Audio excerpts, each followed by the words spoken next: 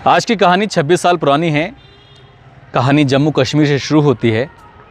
एक बेहद खूबसूरत, बेहद होनहार लड़की जो कि अपनी प्रारंभिक पढ़ाई पूरी करने के बाद सीधा पहुंच जाती है दिल्ली हायर एजुकेशन लेने के लिए। क्योंकि बेहद खूबसूरत है, बेहद होनहार है, यहाँ उसे एक लड़का बेइंतहा पसंद करने लगता है, लेकिन लड़की साफ इनकार कर देती है कि मैं तुमसे प्यार नहीं करती। लड़का ज़िद्दी था, बड़े घर का था। उस लड़के ने उस लड़की के साथ न केवल गंदा काम किया बल्कि उसे हमेशा हमेशा के लिए मौत के घाट उतार देता है। अब सारे सबूत उस लड़के के खिलाफ हैं, मगर मामला जब कोर्ट में पहुंचता है तो कोर्ट उसको बाइज्जत बरी कर देता है। इस बात की गूंज पूरे हिंदुस्तान में गूंजती है। हिंदुस्तान ही नहीं, पूरी दुनिया में आज इस केस की मिसाल दी जाती है। बड़ी संख्या में लोगों का कानून के प्रति, पुलिस के प्रति कहीं ना कहीं विश्वास भी उठ गया था। मगर कहते हैं कि होनी को कौन टाल सकता है। जनता ने इस मुद्दे को अपने हाथों में लिया और न केवल कैंडल मार्च निकाली बल्कि पूरे देश में एक आवाज़ उठी थी कि इस लड़की को हर हाल में इंसाफ दिलाकर ही मानेंगे। और ऐसा ही हुआ। हालांकि बाद में उसकी फांसी से उम्र कैद में बदल दी गई थी, मगर सुप्रीम कोर्ट ने जब अपना कोर्ट दिया उसमें कहा कि जब तक क्या इसकी प्राण न निकल जाएं, इसको इस चार दीवारी के अंदर ही रखा जाए। आज भी वो व्यक्ति चार दीवारी के अंदर है और शायद उसके प्राणों का ही इंतज़ार किया जा रहा है। प्राण निकलेंगे तभी वो चार दीवारी से बाहर आ पाएगा। आदाब, नमस्कार, सत श्री अकाल। मैं उस्मान सैफ़ी। आज की जो सच्ची घटना मैं आपको सुनाने जा रहा हूँ, ये सच्ची घटना है राष्ट्रीय राजधानी क्षेत्र दिल्ली के बसंत विहार की। दरअसल एक लड़की जिसकी उम्र लगभग 25 साल के आसपास रही थी, नाम उसका प्रियदर्शनी मट्टू उर्फ प्रिया। श्रीनगर से उसने प्रारंभिक शिक्षा ली, जम्मू से उसने बीकॉम किया और बीकॉम करने के बाद सीधे चली जाती है दिल्ली यूनिवर्सिटी में। वहाँ फैकल्टी ऑफ लॉ में एडमिशन लेती है। उस लड़की को जो देखता था उसको देखने के बाद मुड़कर ज़रूर देखता था, क्योंकि वो लड़की बेहद खूबसूरत जो थी, साथ ही क्लास में बेहद होनहार। कौन ऐसा लड़का, कौन ऐसी लड़की थी जो उससे दोस्ती ना करना चाहे। ऐसे ही एक लड़का सीनियर जिसका नाम संतोष कुमार सिंह, और संतोष कुमार सिंह उसको दिल दे बैठता है। संतोष कुमार सिंह बड़े घर का लड़का, उसके पिताजी inspector general of police Jammu Kashmir में उनकी तैनाती थी। घर में बड़े ठाट बाट, पैसे की कोई कमी नहीं, पुलिस में उसका एक रुतबा। और वो लड़का उस लड़की के पीछे रहता था साए की तरह। जहाँ वो जाती थी उसके पीछे, जो वो खाती थी उसके पीछे, जहाँ वो पढ़ने जाती थी उसके पीछे, वो घर जाती थी तो उसके पीछे। यानी कि उस लड़की की ज़िंदगी कहीं ना कहीं अभी तक जो खूबसूरत थी वो कहीं ना कहीं संकट में बीतने लगी। वो लड़की परेशान हो जाती है, इतना परेशान हो जाती है कि जब देखो, चाहे रात हो, सोते वक्त, उठते वक्त, हर वक्त उसके जहन में, उसके दिमाग में एक ही चेहरा था, वो था संतोष कुमार सिंह का। हद तो तब हो गई जब संतोष कुमार सिंह ने उसका भरे बाजार हाथ पकड़ लिया और अपनी बुलेट मोटरसाइकिल पर कहा, बैठो, मैं तुम्हें घर छोड़ देता हूँ। लड़की बहुत निडर, उसके बारे में जितना कुछ कहूँ उतना ही कम होगा। उसने साफ इनकार कर दिया और डांटते हुए कहा कि अगर आज के बाद तुमने इस तरह की दोबारा हरकत करने की कोशिश की तो अंजाम अच्छा नहीं होगा। मगर वो ठहरा एक IPS ऑफिसर का बेटा, उसके पिताजी जम्मू एंड कश्मीर में बड़े ऑफिसर थे, तो उसके अंदर कहाँ कानूनकार, कहाँ पुलिस का डर होगा। जाहिर सी बात है, अंदाज़ा लगाया जा सकता है। उसने उसका हाथ नहीं छोड़ा और लड़की गुस्से में तमतमाती हुई पहुंच जाती है बसंत विहार पुलिस स्टेशन में और जाकर कहती है पुलिस वालों से कि मुझे एक लड़का है जो बेहद परेशान कर रहा है। पुलिस वाले कहते हैं कि ठीक है, हम उसे समझा देंगे, डांट देंगे, ये वो इस तरह की बातें होती हैं। और वो लड़की फिर वापस अपने घर आ जाती है। लड़के को डांटा जाता है, फटकारा जाता है, लेकिन उसकी आदत में आ चुका था उस लड़की का पीछा करना। वो जहाँ जाती थी वहाँ उसके पीछे पीछे वो जाता था। लड़की परेशान हो जाती है, अपने पिता चमनलाल मट्टू से कहती है कि पापा, मुझे एक लड़का है जो बहुत परेशान करता है। अपनी माँ से भी बताती है, परिवार के सभी सदस्यों से बारी बारी से वो कहती है। परिवार के लोग कहते हैं कि हमें कोई कड़ा एक्शन लेना पड़ेगा उस लड़के से अगर छुटकारा पाना है तो। उसके बाद उसके घर वाले फिर से पुलिस स्टेशन जाते हैं और कहते हैं कि वो लड़का यानी कि संतोष कुमार सिंह मुझे बेहद परेशान कर रहा है, मेरी रक्षा कीजिए। पुलिस की आखिरकार आंखें खुल जाती हैं, लेकिन पुलिस को पता था कि ये JP सिंह यानी कि इंस्पेक्टर जनरल पुलिस का बेटा है और जो कि बड़े पुलिस ऑफिसर हैं। हालांकि एक फॉर्मलिटीज़ बतौर एक राजेंद्र सिंह नाम का एक सुरक्षा गार्ड उस लड़की के साथ रख दिया जाता है। और ये वाक़या है 23 जनवरी 1996 की। 23 जनवरी की सुबह को थोड़ा लेट हो जाता है राजेंद्र सिंह यानी कि सुरक्षा गार्ड, और ये लड़की डेली के डेली यानी कि अपने DU में फैकल्टी ऑफ लॉ में पढ़ने के लिए जाती थी। आज भी चली गई, लेकिन आज उसको सुरक्षा गार्ड के भरोसे नहीं बल्कि भेजा गया तो माँ बाप के भरोसे। माँ बाप के साथ वो जाती है कॉलेज में, और राजेंद्र सिंह दौड़ता हुआ जब घर पहुंचता है तो पता चलता है कि प्रियदर्शनी उर्फ मट्टू तो पहुंच चुकी है कॉलेज के अंदर। कोई बात नहीं, वो दौड़ता हुआ कॉलेज में जाता है और वहाँ जाकर देखता है तो संतोष कुमार सिंह अपनी बाइक पर वही बिल्कुल गुंडों की तरह, जैसे फिल्मों में विलेन दिखाते हैं उसकी तरह वो घूम रहा है, और उसकी नज़र राजेंद्र सिंह से मिलती है और देखता है राजेंद्र सिंह जाकर कॉलेज में वो क्लास में प्रियदर्शनी मट्टू पढ़ रही थी। थोड़ी तसल्ली होती है। उसके बाद फिर उस लड़की को लेकर वो सीधा बसंत विहार पहुंचता है। वो प्रियदर्शनी मट्टू कहती है कि राजेंद्र सिंह आप फ़िलहाल घर जाओ और शाम को आ जाना, मैं अभी आराम करना चाहती हूँ। अब यहाँ वो आराम करने लग जाती है, लेकिन इसी शाम संतोष कुमार सिंह सीधा पहुँच जाता है उसी बसंत विहार के उसी फ्लैट में जिस फ्लैट के अंदर प्रियदर्शनी मट्टू रहती थी। यहाँ पर इसका नौकर है, नौकर देखता है, क्योंकि बात घर में हर एक सदस्य को पता है, घर में आसपास के लोगों को भी पता है कि कोई संतोष सिंह नाम का लड़का उसे बहुत परेशान करता है। जब ये दरवाज़ा खोलने की कोशिश करता है संतोष, तो नौकर कहता है कि आप मैडम से नहीं मिल सकते क्योंकि साफ इनकार किया हुआ है, आप उन्हें परेशान मत कीजिए। वो कहता है कि मैं तो सिर्फ माफ़ी मांगने के लिए आया था, क्योंकि इस बीच में जो हुआ था इसने एक सुरक्षा गार्ड ले लिया था। FIR वाली बात थी, FIR में पुलिस तक बात पहुंच चुकी थी, लेकिन वो प्रियदर्शनी मट्टू को परेशान करने के लिए एक एप्लीकेशन देता है, फर्जी एप्लीकेशन, और कहता है कि इस एक साथ 2 कोर्स कर रही है।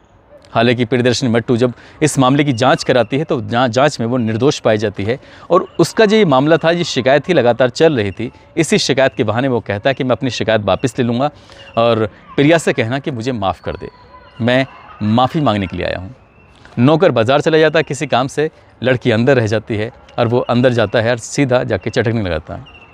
उसे अपने घर के दरवाजे को, जब उसके घर के दरवाजे को बंद कर देता है, प्रियदर्शनी अंदर घर के अंदर थी और उसके साथ वो ज़बरदस्ती करने लगता है, यानी कि उसके साथ वो गंदा काम करता है। वो विरोध करती है तो उसको मारता पीटता है और कहता है कि तुम जितना मैं तुम्हें इज़्ज़त से शराफत से पेश आ रहा था, तुमने उतना ही मुझे गुस्सा दिलाया, और मैं इस गुस्से को ख़त्म करने के लिए तुम्हारे घर पर आया हूँ और तुम्हारे साथ ये किया है, और ये बारी बारी करूँगा। वो लड़की बहुत गुस्से में थी, लड़की भी उसका विरोध करती है। जब विरोध करती है तो उसके बाद ये अपनी बाइक लेके वहाँ गया था, बाइक के साथ अपना हेलमेट भी लेके गया था, और उसी बीच में जब इनके बीच में कहासुनी होती है तो वो उस लड़की को अपने हेलमेट से मारता रहता है। एक के बाद एक उसके सर पे, उसके चेहरे पर जब वार करता है तो वो 14 वार करता है, और 14 वार में हेलमेट भी टूटता है और सर का जो इसका चेहरे का जो एक नक्शा था वो पूरी तरह से बिगड़ जाता है, क्योंकि वो बेहद खूबसूरत जो थी। वो कहता है संतोष कि तुम्हें अपनी खूबसूरती पे बहुत नाज था, इसलिए मैं इसे बिगाड़ कर जा रहा हूँ। यहाँ से चला जाता है और जाने के बाद 5:30 बजे यानी कि 23 जनवरी 1996 की शाम 5:30 बजे के आसपास राजेंद्र सिंह जो उसका सुरक्षा गार्ड है, घर में एंट्री करने की कोशिश करता है। दरवाज़ा अंदर से लॉक था, फिर वो दूसरी तरफ से बालकनी की तरफ से जाने की कोशिश करता है तो वहाँ से एंट्री थी, प्रवेश हो रहा था, और जब वो अंदर जाकर देखता है तो प्रियदर्शनी मट्टू मरी हुई अपनी बेड के पास में पड़ी हुई थी। ये सीन देखने के बाद, ये दृश्य देखने के बाद राजेंद्र सिंह की चीख निकल जाती है और वो ज़ोर ज़ोर से चिल्लाने लगता है। साथ ही यहाँ पुलिस आती है। पुलिस की जो स्पेशल टीम थी वो यहाँ आने के बाद जांच पड़ताल में जुट जाती हैं। यहाँ से कुछ ऐसे तथ्य, ऐसे सबूत उठाए जाते हैं जिससे साफ पता चल जाता है कि ये कांड किसी और ने नहीं बल्कि संतोष कुमार सिंह ने ही किया है। मामला उसके माँ बाप तक भी पहुँचता है। उसके माँ बाप पुलिस में रिपोर्ट लिखवाते हैं और सीधा सीधा नाम लिखवाते हैं संतोष सिंह का। अब जब नाम लिखा जाता है तो पुलिस वालों को अब और गहराई से पता चल जाता है कि ये जो लड़का है वो किसी और का नहीं बल्कि IPS ऑफिसर JP सिंह का लड़का है। तो पुलिस वाले इस मामले में जो एक अपने ईमानदारी से काम होता है ना, उसको वो नहीं करना चाह रहे थे, और यही कारण था कि ये तीसरे दिन यानी कि 25 जनवरी 1996 को ये केस CBI को सौंप दिया जाता है। किसी ने मांग भी नहीं की थी और ये केस सौंप दिया जाता है। यानी कि आप इस बात से अंदाज़ा लगा सकते हैं कि ये सब कुछ हो नहीं रहा था, कराया जा रहा था, क्योंकि बात पुलिस पे ना जाए। लगभग 3.5 साल बाद यानी कि 3 दिसंबर 1999 को अतिरिक्त सत्र न्यायाधीश GP धरेजा ने CBI को फटकारते हुए कहा कि तुम यहाँ पर पर्याप्त सबूत नहीं लेके आए, इसलिए मैं इस आरोपी को, क्योंकि इसके खिलाफ पर्याप्त सबूत नहीं है, मैं इसको बरी करता हूँ। निचली अदालत ने संतोष सिंह को बरी कर दिया। संतोष सिंह अपने काम में लग जाता है। उसकी वकालत की पढ़ाई पूरी हो चुकी थी और वो सीधा शादी करता है, बच्चे पैदा करता है और एक आराम से एक आरामदायक ज़िंदगी जीने लगता है। मगर इसी बीच में जेसिका लाल हत्याकांड हो जाता है, जिसको लेकर देश भर में उबाल था। देश भर में उबाल था जेसिका लाल हत्याकांड को लेकर, तो साथ में प्रियदर्शनी मट्टू को लेकर भी लोगों में उबाल आ जाता है। और ऐसा उबाल आता है न केवल फिल्म इंडस्ट्री के लोग, बल्कि बड़े बड़े पत्रकार, बड़े बड़े नेता भी इस मामले को लेकर सड़कों पर उतर आते हैं और कैंडल मार्च निकालते हैं। सीबीआई अपनी नाक बचाने के लिए इस मामले को फिर हाई कोर्ट में लेके जाती है, अपील करती है कि साहब इसमें आरोपी को सज़ा दी जाए। ये भी एक फॉर्मेलिटीज़ के बतौर किया गया था, क्योंकि जो दिल्ली में एक बड़ा ऑफिसर आ चुका था, इस लड़के का बाप आ चुका था, वो अदालत को, वो सीबीआई को और वो कानून को अपनी उंगलियों पर ऐसे नचा रहा था। मगर जब पब्लिक ने इस बात का विरोध किया, तब जाके इस मामले की हाई कोर्ट में सुनवाई शुरू हो जाती है। और सुनवाई होते होते 30 अक्टूबर 2006 को, यानी कि करीब 4-5 साल के बाद फिर एक बार इसमें केस में तेज़ी आती है और ये कोर्ट ये आदेश करता है 31 अगस्त 2006 को कि इस मामले की दिन प्रतिदिन सुनवाई होगी और जल्द से जल्द इस केस का निर्णय हमें देना है। फिर वो तारीख आती है 30 अक्टूबर 2006 को। इस संतोष सिंह को दोषी मानते हुए इसको फांसी की सज़ा का हुक्म सुनाया जाता है। अब तक ये, यानी कि 1999 से लेकर सन 2006 तक ये खाली रहता है, फ्री रहता है, शादी करता है, बच्चे पैदा करता है और एक आरामदायक ज़िंदगी जी रहा था, क्योंकि ये प्रियदर्शनी मट्टू का सीनियर था। ये भी फैकल्टी ऑफ लॉ से LLB कर रहा था। इसकी LLB पूरी हो जाती है और वो दिल्ली की अदालत में बैठकर लोगों को इंसाफ दिलाने की मांग कर रहा था, जो कि खुद एक कातिल था, जिसने कि rare of the rare case को अंजाम दिया था, जिसने क्या प्रियदर्शनी मट्टू को मौत के घाट उतारा था, जिस केस की गूंज पूरे हिंदुस्तान में गूंज जाती है। फांसी की सज़ा का हुक्म जैसे होता है तो उसके बाद संतोष सिंह को गिरफ़्तार किया जाता है। गिरफ़्तार करने के बाद सीधा तिहाड़ जेल में भेज दिया जाता है। अब तिहाड़ जेल में भेजने के बाद, क्योंकि ये वकालत है, वकील था, वकालत कर रहा था, अदालत में डेली उठना बैठना था, इसका लोगों से मिलना जुलना था, तो इससे वहाँ की बारीकियाँ समझ जाता है। और उसके बाद ये सुप्रीम कोर्ट में अपील करता है और कहता है कि मैं निर्दोष हूँ। जबकि सीबीआई ने जो अपने सबूत दिए थे उसमें 2-3 ऐसे अहम सबूत थे। हेलमेट से इतना 14 बार किए थे, जिसके टुकड़े उस घर के अंदर पाए गए थे, और जो टूटा बाकी हेलमेट था वो संतोष सिंह के घर से पाया गया था। प्रियदर्शनी मट्टू के शरीर पर जो सीमन के सैंपल पाए गए थे, जो ब्लड के सैंपल पाए गए थे, वो संतोष सिंह से मैच कर जाते हैं। लेकिन पुलिस वाले उसमें बाद में ये कह देते हैं कि इसके ब्लड का दुरुपयोग किया गया है, इसका ब्लड निकाल के उसके शरीर पर डाल दिया गया था। पुलिस है, कुछ भी कर सकती है। तीसरी गवाही, जो मेन गवाही थी कुप्पू स्वामी की, जो कि पड़ोसी था, और एक नौकर, इन्होंने अपनी आँखों से संतोष सिंह को प्रियदर्शनी मट्टू के घर में घुसते हुए देखा था। इस बात को निचली अदालत ने डिनाई कर दिया था, लेकिन हाई कोर्ट ने इन्हीं सबूतों को पुख्ता माना, DNA रिपोर्ट को पुख्ता माना और फांसी की सज़ा दे दी थी।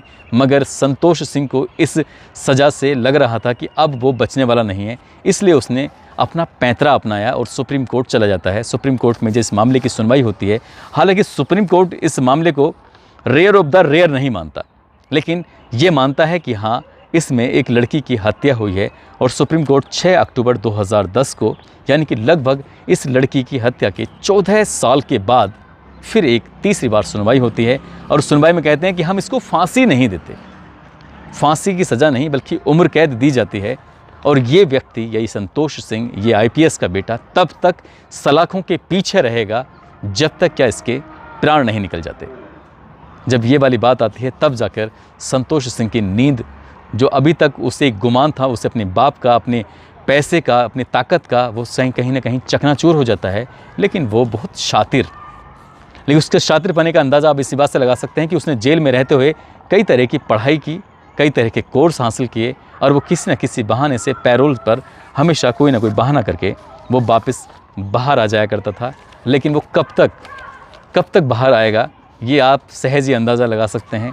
अब उसकी पूरी ज़िंदगी सलाखों के पीछे ही गुजरेगी और इस केस की गूंज पूरे हिंदुस्तान में रही है। इस केस में एक और दिलचस्प बात रही है, अभी जो मैंने नीतीश कटारा हत्याकांड सुनाया था, जिसमें एक माँ की कहानी सुनाई थी, एक माँ ने बाहुबली से बड़ा बल लिया था और वो जीती थी, और जीतने के बाद आरोपियों को सज़ा दिलाई थी।